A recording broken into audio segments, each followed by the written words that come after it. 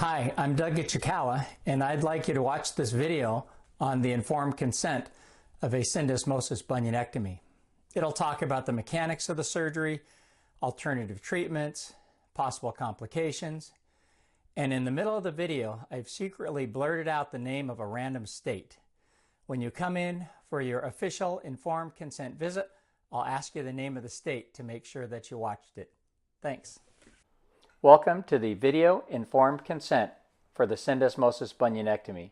This isn't meant to replace the written informed consent or the visit, merely to enhance it.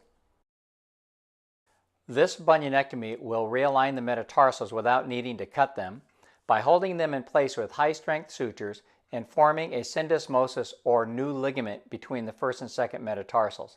The big toe will be straightened and the bunion removed.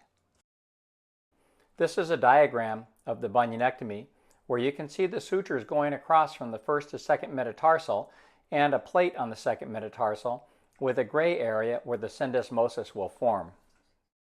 Here's a before and after X-ray of the bunionectomy where you can see the reduction in the splaying of the first and second metatarsals with the plates in place and excellent correction of the big toe joint. Here's a foot model showing the sutures going across between the first and second metatarsal and a plate lying against the second metatarsal, and you can see the formation of the syndesmosis ligament between the metatarsals. This is a diagram of where the incisions will be made.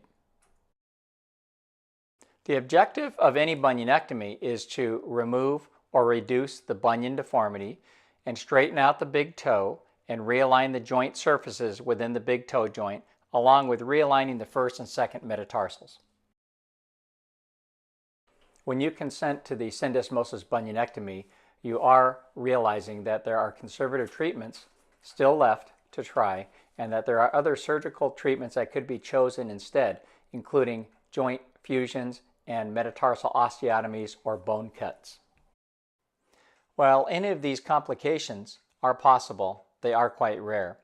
We take many precautions, such as IV antibiotics, to mitigate your risk of infection or other complications. The most common complications for the syndesmosis bunionectomy is undercorrection and metatarsal stress fracture. Nebraska. Along with the consent for the syndesmosis bunionectomy, you are also consenting for the administration of anesthesia and preoperative antibiotics. We'll also be considering platelet-rich plasma, which is your own blood spun down in a centrifuge, and there is the possibility of ancillary procedures as deemed necessary during the time of surgery, like a bone cut or fusion. We almost never need to use these. We will want you to consent to videotaping and photography, although no identifying markers will be published. Thanks for your time in listening to the video informed consent for the syndesmosis bunionectomy. Remember Nebraska.